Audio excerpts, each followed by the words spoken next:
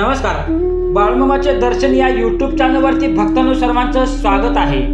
भक्तांनो, आज मी तुम्हाला या व्हिडिओच्या माध्यमातून बाळूमामा आणि मेंढरे यांच्यासोबत यांचे संबंध कसे होते आणि बाळूमामा मेंढरांसोबत कसे बोलायचे याबद्दलची मी तुम्हाला कथा सांगणार आहे भक्तांनो. ठीक आहे, तर चला त्या अगोदर भक्तांनो तुम्ही हा व्हिडिओ पूर्ण बघा, त्याशिवाय तुम्हाला ही कथा समजणार नाही भक्तांनो आणि बाळूमामांचा चमत्कार सुद्धा समजणार नाही भक्तांनो. ठीक आहे, तर भक्तांनो हा व्हिडिओ बघायच्या अगोदर तुम्ही चॅनलवरती नवीन आहात तर चॅनलला लाईक करा, कमेंट करा आणि सबस्क्राईब करून बेल आयकॉनचं बटन दाबा भक्तांनो. ठीक आहे, तर चला पाहूया. नमस्कार भक्तांनो. कोल्हापूर बेळगावच्या डोंगरामध्ये एक काळ असा होता की जिथे हिरवीगार कुरणे, लहान ओढे आणि शांत वारे यामध्ये मेंढपाळांचे जीवन वाहत होते. त्या प्रदेशात एक विलक्षण व्यक्तिमत्व जन्माला आले, ते म्हणजे ब्रह्मनायक संत बाळूमामा. लोक त्यांना केवळ संत मानत नव्हते तर निसर्गाशी आणि प्राण्यांशी बोलणारा दैवी पुरुष मानत होते. बाळूमामांचे बालपण अगदी साध्या मेंढपाळ कुटुंबात गेले. लहानपणापासून त्यांना मेंढराबद्दल अफाट प्रेम होते. इतर मुलं खेळण्यात रमायची, पण बाळूमामा दिवसभर मेंढ्यांच्या कळपात फिरत असत. गावातील लोकांनी अनेकदा एक विचित्र गोष्ट बघितलेली होती.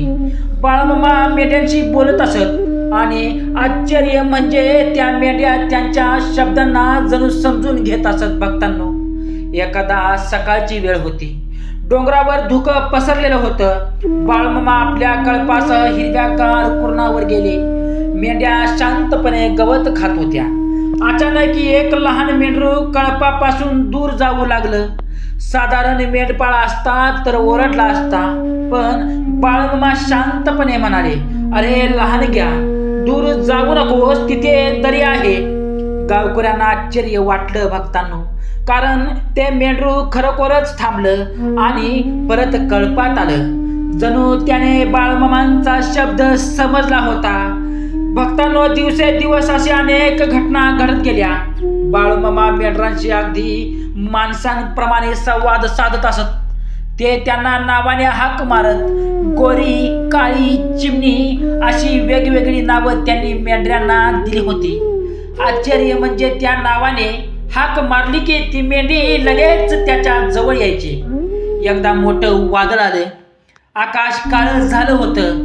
वारा जोरात सुटला आणि पाऊस मोठा कोसळू लागला भक्तांनो. डोंगरावर कळप विखुरला.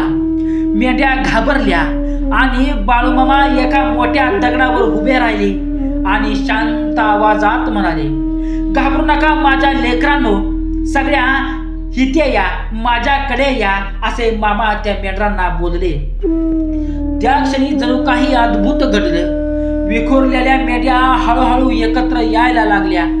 काही वेळात सगळा कळप बाळूमामांच्या भोवती जमा झाला.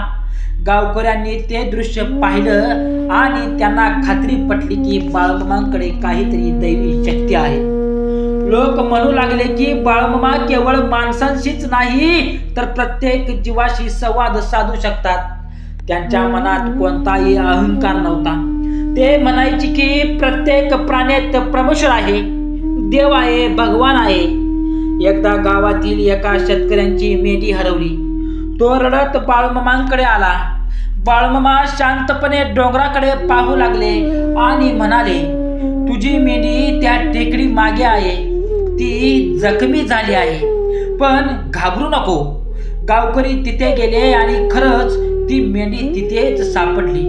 त्या दिवसापासून लोकांचा बाळूमामांचा विश्वास अधिकच वाढला भक्तांनो. बाळूमामा मेंढ्यांशी बोलताना नेहमी प्रेमाचा संदेश देत असत. ते म्हणायचे की माणसाने जर प्राण्यावर प्रेम केलं तर निसर्ग त्याला आशीर्वाद देतो. मेंढ्यांवरचं त्यांचं प्रेम इतकं गैर होतं की त्या कळपाला ते स्वतःची लेकरं मानत. संध्याकाळी भक्तांनो सूर्य मावळताना एक सुंदर दृश्य दिसायचं. बाळूमामा शांतपणे बसायचे आणि त्यांच्या आजूबाजूला मेंढ्या बसलेल्या असायच्या. जणू एखादा संत आपल्या शिष्यांना उपदेश देत आहे. वाऱ्याच्या मंद झुळकीत त्यांच्या ओठातून येणारे शब्द मेंढ्यांनाही शांत करायचे भक्तांनो. लोक दूरवरून दूरवरून येऊन ते दृश्य बघायचे. काहींना वाटायचं ही चमत्कारिक गोष्ट आहे, तर काहींना वाटायचं की ही प्रेमाची शक्ती आहे. बाळूमामा नेहमी सांगायचे, भक्तांनो, अरे माझ्या लेकरांनो, प्रेमाने बोलला तर प्रत्येक जीव तुमचा ऐकतो. देव फक्त मंदिरात नाही, तो या निरागस प्राण्यातही आहे. अशा अनेक घटनांमुळे बाळूमामांची कीर्ती दूरवर पसरली. लोक त्यांना केवळ मेंढपाळ नाही तर दैवी संत प्रमाणनायक मानू लागले. भक्तांनो, ही गोष्ट अत्यंत घटनादायक आहे, सत्य परिस्थिती आहे भक्तांनो. त्यामुळे फक्त तुम्ही बाळूमामांचा नाम तुमच्या तोंडामध्ये सतत असू दे. बाळूमामाच्या भंडाऱ्याची ताकद तुम्हाला कळणार नाही भक्तांनो. त्यामुळे तुम्हाला हा व्हिडिओ पूर्ण बघायचा आहे भक्तांनो. तसेच भक्तांनो, मेंढरांचे आणि बाळूमामांचे अद्भुत नाते कसे होते तर भक्तांनो, डोंगरांमध्ये दिवस हळूहळू पुढे सरकत होते. सकाळी सूर्य उगवताच बाळूमामा आपल्या मेंढरांच्या कळपासोबत कुरणावर जात असत. त्यांच्या पायाखाली हिरवेगार गवत, सभोवताली उंच टेकड्या आणि आकाशात उडणारे पक्षी हेच त्यांचे खरे जग होते. पण त्या साध्य जीवनातही काहीतरी दैवी आणि अद्भुत घडत असल्याची जाणीव गावकऱ्यांना नेहमी व्हायची. एक दिवस गावातील काही लोकांनी ठरवलं की बाळूमामा खरंच मेंढ्यांशी बोलतात का हे स्वतः पाहायचं आहे. ते लपून डोंगरावर गेले. बाळूमामा एका मोठ्या झाडाखाली बसले होते. त्यांच्या भोवती मेंढ्या शांतपणे गवत खात होत्या. अचानक एक मेंढी खूप अस्वस्थ झाली. ती इकडे तिकडे धावू लागली. गावकऱ्यांना वाटलं की आता कळप पळेल, पण बाळूमामा शांतपणे उठले. त्यांनी त्या मेंढीकडे प्रेमाने बघितलं आणि हळू आवाजात म्हणाले, शांत हो, तुला काही होणार नाही, थोड्या वेळात सगळं ठीक होईल. त्या क्षणी जणू काही चमत्कार झाला. ती घाबरलेली मेंढी हळूहळू शांत झाली आणि बाळूमामांच्या जवळ येऊन उभी राहिली. भक्तांनो, गावकरी थक्क झाले. त्यांना वाटलं की हा साधा योगायोग नाही. त्या दिवशी आणखी एक घटना घडली.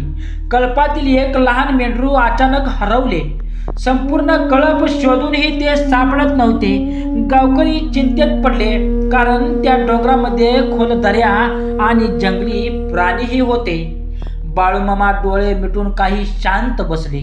काही वेळ गप्प बसले, जणू ते मनात कुणाशी तरी संवाद साधत होते. थोड्या वेळाने त्यांनी डोळे उघडले आणि हसत म्हणाले, घाबरू नका, ती मेंढरी सुरक्षित आहे. ते त्या ओढ्याजवळ अडकलेला आहे.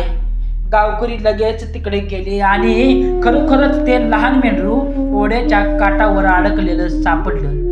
गावकऱ्यांच्या अंगावर शहारे आले. त्यांना समजत नव्हतं की बाळूमामा हे कसं कळत होतं बाळूमामांना. भक्तांनो, त्या दिवसापासून लोक म्हणू लागले की बाळूमामांचे मेंढराशी केवळ प्रेमाचे नाते नाही, तर त्यांच्यात एक दैवी संवाद आहे. जणू त्या प्राण्यांच्या मनातले भावही बाळूमामांना समजत होते. संध्याकाळी जेव्हा सूर्य मावळत असे, तेव्हा बाळूमामा आपल्या कळपाला हळूहळू गावाकडे घेऊन येत असत. त्यावेळी ते मेंढ्यांशी बोलत असत, आज तुम्ही खूप चाललात, आता विश्रांती घ्या. काही वेळा ते त्यांना आशीर्वाद देत म्हणत, तुमच्यावर देवाची कृपा आहे. असे म्हणतात की बाळूमामांच्या स्पर्शाने अनेक आजारी मेंढ्या बऱ्या झाल्या. गावकऱ्यांनी अनेकदा पाहिले की एखादी मेंढी जखमी असेल तर बाळूमामा तिच्या अंगावर हात फिरवत. काही दिवसात ती पुन्हा तंदुरुस्त होत असे. भक्तांनो, एकदा तर एक विचित्र घटना घडली. गावातील एका माणसाने रागाने कळपाला त्रास दिला. त्याने काही मेंढ्यांना दगड मारले. ते पाहून बाळूमामा खूप शांतपणे त्यांच्याकडे गेले आणि म्हणाले, या निरागस प्राण्यांना दुखावू नकोस, यांच्यातही देव आहे. त्या माणसाला त्या क्षणी आपली चूक समजली. त्याने बाळूमामांची माफी मागितली आणि पुन्हा कधीही प्राण्यांना त्रास दिला नाही. त्यांनी हळूहळू बाळूमामांची कीर्ती दूरवर पसरू लागली. लोक म्हणू लागले की हा साधा मेंढपाळ नाही, हा असा संत आहे ज्याच्या हृदयात प्रत्येक जीवासाठी करुणा आहे. डोंगरावरची ती संध्याकाळ अजूनही अनेकांच्या आठवणीत आहे.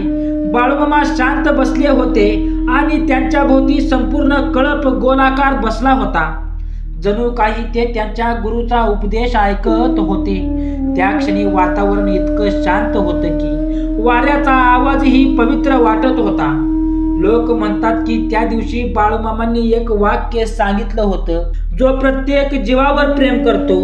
भक्तांनो, नीट ऐका, जो प्रत्येक जीवावर प्रेम करतो त्यांच्यावर परमेश्वर स्वतः प्रेम करतो. त्या शब्दांनी अनेकांच्या मनात परिवर्तन घडलं. भक्तांनो, एक रहस्य तुमच्या समोर मी मांडतो. बाळूमामांची कथा दुसरी एक मी तुम्हाला सांगतो. बाळूमामा आणि मेंढरांचे दैवी रहस्य ही कथा तुमच्या समोर तुम्हाला हे ऐकावीच लागेल. डोंगराच्या कुशीत असलेले एक छोटेसे गाव दिवसेदिवस शांत आणि पवित्र वाटू लागले, कारण त्या प्रदेशात बाळूमामांचा कळप फिरत होता. सकाळी सूर्याची पहिली किरणे डोंगरावर पडली की बाळूमामा आपल्या मेंढरांना हळू आवाजात हाक मारत. आश्चर्य म्हणजे दूरवर पसरलेल्या मेंढ्या त्या आवाजाला ओळखून एकत्र जमू लागले. त्या दिवशी सकाळ खूप सुंदर होती. धुकं हलकं पसरलं होतं. गवतावर दवबिंदू चमकत होते.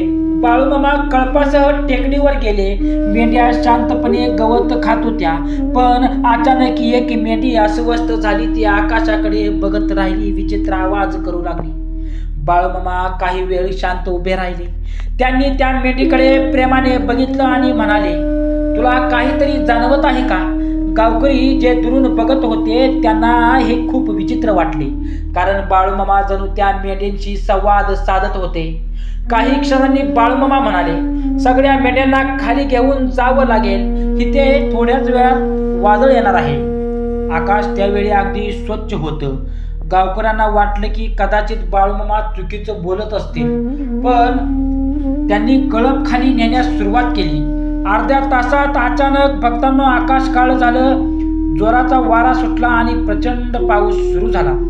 गावकरी थक्क झाले, कारण बाळूमामांनी आधीच धोका ओळखला होता. लोक म्हणू लागले की बाळूमामांना मेंढ्यांच्या मनातून निसर्गाचा संदेश मिळत आहे. त्या निरागस प्राण्यांच्या माध्यमातून निसर्गाशी त्यांचा संवाद होत असे. त्या दिवसानंतर गावात एक नवीन गोष्ट प्रसिद्ध झाली. बाळूमामा मेंढरांच्या भाषेत बोलतात. एकदा तर आणखी मोठा चमत्कार घडला. कळपातील एक मेंढी खूप आजारी पडली. ती चालू शकत नव्हती. गावकरी म्हणाले की ती वाचणार नाही, पण बाळूमामा तिच्या जवळ बसले. त्यांनी तिच्या डोक्यावर हात ठेवला आणि शांतपणे काही मंत्रासारखे शब्द उच्चारले. मेंढी शांत झाली. काही वेळाने ती हळूहळू उभी राहिली. 2 दिवसात ती पुन्हा कळपात चालू लागली. गावकऱ्यांच्या डोळ्यावर विश्वास बसत नव्हता. त्यांना वाटू लागले की बाळूमामांच्या स्पर्शात देवाची कृपा आहे. संध्याकाळी बाळूमामा कधी कधी कळपासोबत बसत आणि त्यांच्याशी बोलत आणि म्हणत, तुम्ही सगळे माझी लेकरं आहात. देवाने तुम्हाला माझ्याकडे पाठवलं आहे. त्या क्षणी मेंढ्या त्यांच्या भोवती शांतपणे बसत. काही जण म्हणायचे की त्या दृश्यात एक विलक्षण शांतता असते. एकदा एका लहान मुलाने बाळूमामांना विचारलं, मामा, मेंढ्या तुमचं ऐकतात कशा? बाळूमामा हसले आणि म्हणाले, प्रेमाने बोललं की प्रत्येक जीव ऐकतो. माणसाला ते समजायला वेळ लागतो. त्या साध्या वाक्यात एक मोठं सत्य लपलेलं होतं. हळूहळू भक्तांना दूरच्या गावांमधून लोक बाळूमामांना बघायला येऊ लागले. ते एक कळपासोबत डोंगरावर बसलेले असत आणि मेंढ्या त्यांच्या भोवती असत. ते दृश्य पाहून लोकांच्या मनात श्रद्धा निर्माण होत असत. भक्तांना काही वृद्ध लोक सांगतात की एकदा रात्री बाळूमामा कळपासोबत बसले होते. चंद्रप्रकाश डोंगरावर पडला होता.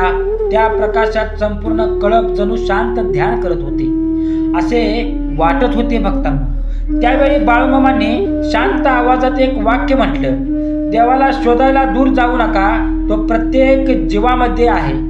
त्या शब्दांनी अनेकांच्या मनात प्रकाश पडला. त्या दिवसानंतर बाळूमामांची कथा आणखी दूरवर पसरली.